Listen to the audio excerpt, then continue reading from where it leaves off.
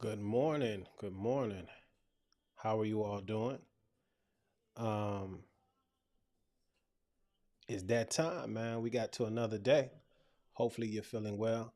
We got to get back into just greeting one another, uh, working on our manners and things of that nature. Um, I'm all for being who you are, a little more casual and things of that nature, but there's always guidelines. you know, let's stay in some guidelines. Let's have some decorum. You may be in a situation where the uniform is a little more formal. So all I'm saying is with independence, you have to be mindful and govern thyself. So with all that said, good morning, buenos dias. If you know how to say good morning in another language, let me know. I always like to learn some different languages. I think in German, if I'm correct, if I remember, uh, it might be Guten Tag. Y'all correct me if I'm wrong. Want to get together with you guys every morning briefly and give you a 10,000-foot view of how I get ready. And in that spirit, maybe shed some light as to how we help people when we say simplify the mortgage process, give you some understanding on how I operate. And it's not so much a service, a commodity. The money's the commodity, but there's much more that goes into it. So if you're out there looking, you can have an idea as to what it is you might be looking for in a lender. So with that said, one of the things I like to do in the morning, and you could do it as well, Market Watch is a fairly good resource that gives us some insight into the economic data. Good morning to whoever that is. Thanks for the thumbs up. Uh, and so yesterday had some movement as far as mortgage rates are concerned because of the ADP report.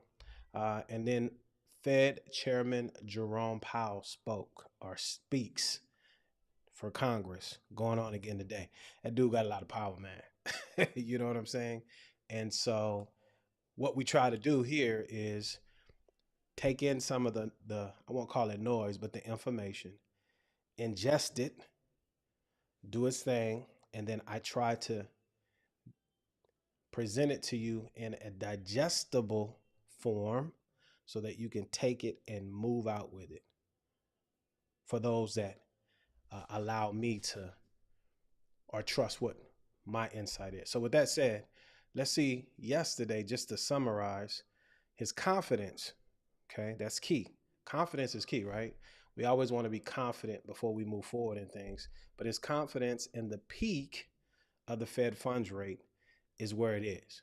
Okay, so those are good things for mortgage rates as far as them possibly coming down. But you guys have to remember, if you're really out there looking to buy, uh, I believe that you need to move forward now, position yourself, and then reposition when the time is right. And I'll explain that here in a minute. But just to highlight, Federal Reserve Chair Jerome Powell didn't commit to a timetable for interest rate cuts in his first of 2 days of the congressional testimony yesterday.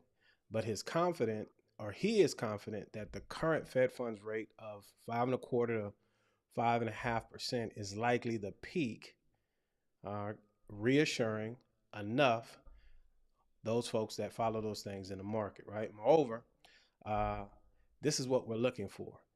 Another key moment as far as the economic data is concerned. So again, that's why I want you guys to be comfortable with these reports and find sources that distill it down so you don't have to be intimidated. And over time, just like myself, you'll become more comfortable, notice patterns, understand vernacular, things of that nature. And these things become more and more uh, common to you so your confidence can go up. But Friday, tomorrow, if we all here, the non-farm payroll report and next week's consumer price index reading will also offer significant information. So when we go back here, okay, talking about Friday. Okay. And these U.S. non-farm payroll, U.S. employment rate, hourly wages, these are a lot of things that I look at as well. And this is from the Bureau, the BLS, the Bureau of Labor Statistics. So you guys could keep eye on that as well. And then next week, right, the CPI. Okay, so Tuesday next week, that's another big mover. So as you can see, the CPI, the PCE, the employment data, a lot of these things have effects on interest rates. Okay, so with that said, let's look at the 10-year. And again, from a 10,000 foot view, this is just a good canary in the coal mine to get an understanding of where rates might be, okay, and where they should be. So as of right now, if you guys been watching even earlier this week, it's going in the right direction, right? Kind of hit a floor, it's kind of bounced a little bit, but this is going to be a ceiling here that, hopefully we stay under and continue to have that downward trend. Anything under 4% bodes well for mortgage rates. That's why if you are within a closing window, okay, or escrow, I would lock in. Don't go to Vegas on this, okay? Don't go to Vegas. And here's the key. Most of you guys are either doing FHA. Well, let's say this: if you're doing FHA, VA, or USDA, okay?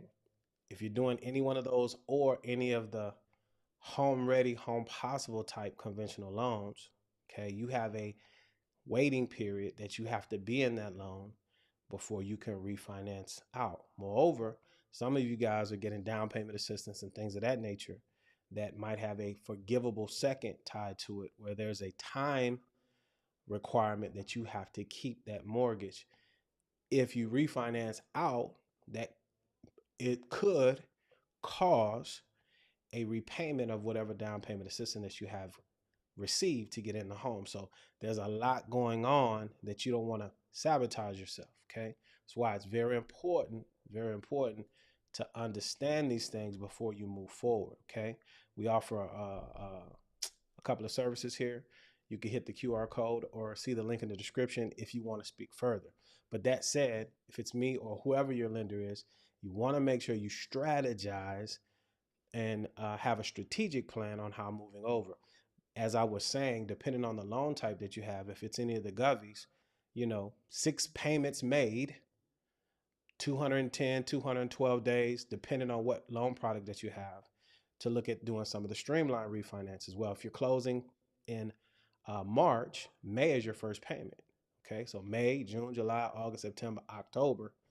Run that November timeframe, October timeframe, which is key, lockstep into what Powell and these folks are talking about, where if your first rate cut is in June, that's not going to be applicable to you. And so you might be saying, well, hey, Robert, well, why would I do that? Because home prices continue to rise.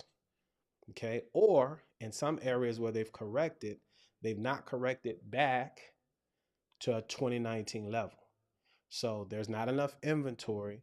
And so a lot of you guys are playing you double dutch, trying to figure out when to hop in. You got to get in.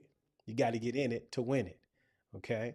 So keep all that in mind as you're making your plan, and don't try to catch a falling knife.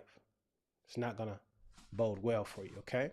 So as we move forward, first time home buyers have a record. Guys have created a record.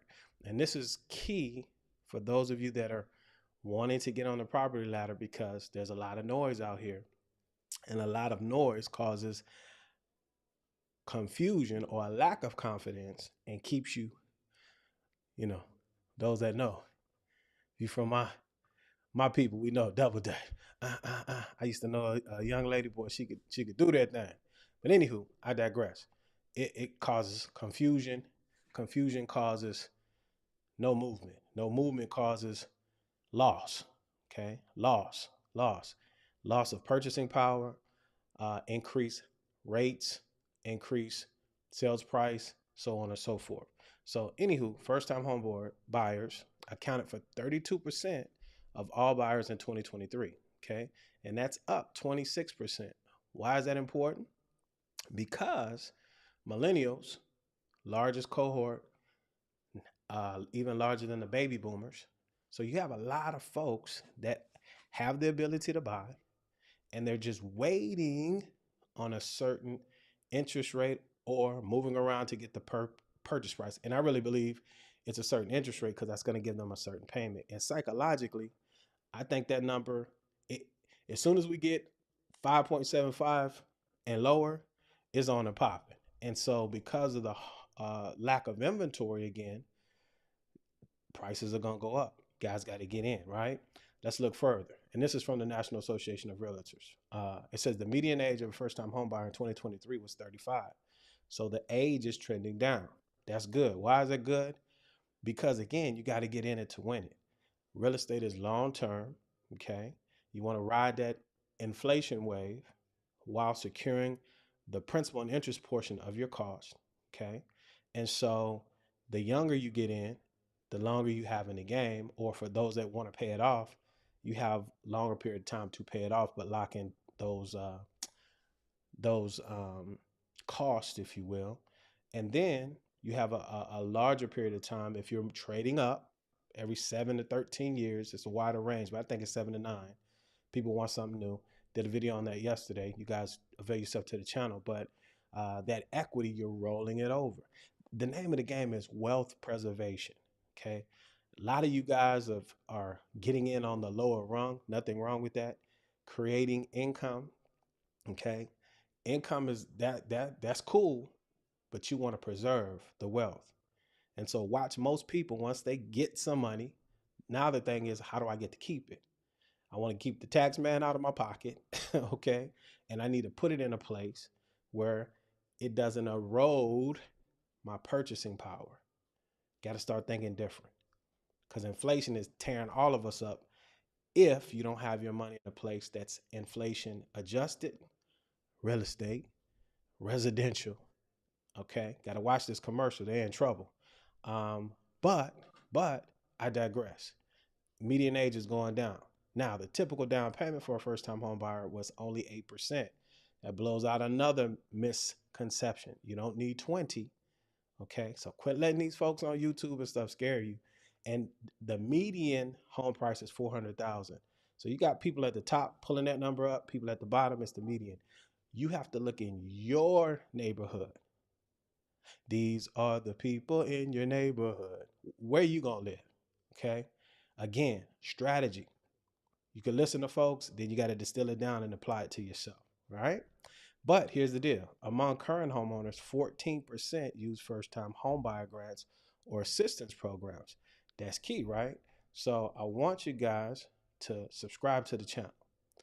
If you're looking to buy in Texas, we have several playlists dedicated to Texas down payment assistance. Okay. I have a couple of national versions of it, but really for down payment assistance, I really focus in Texas. So we have all of those programs there. If you're looking to buy nationwide, okay, we could help you as well and tap into some of the nationwide programs. But that's the market update for the day, baby. I might be back on here a little bit later for my Texas folks, working on some down payment assistance specific type things. If you're migrating here, according to U-Haul and American Van Lines, Texas is still a hot place for folks moving to from out of state, but the in-state migration is crazy as well. A lot of great programs. I'm going to come on a little later and discuss that with you guys. But for everybody else, Robert Lewis, NMLS license number 180100, powered by American Mortgage Bank, 1151140. Y'all have a great day. Say hello, smile. It's free. Try it. You'll have a great day. Lord willing, we'll be back tomorrow. And you guys, be great, man. We'll talk to you soon. Peace.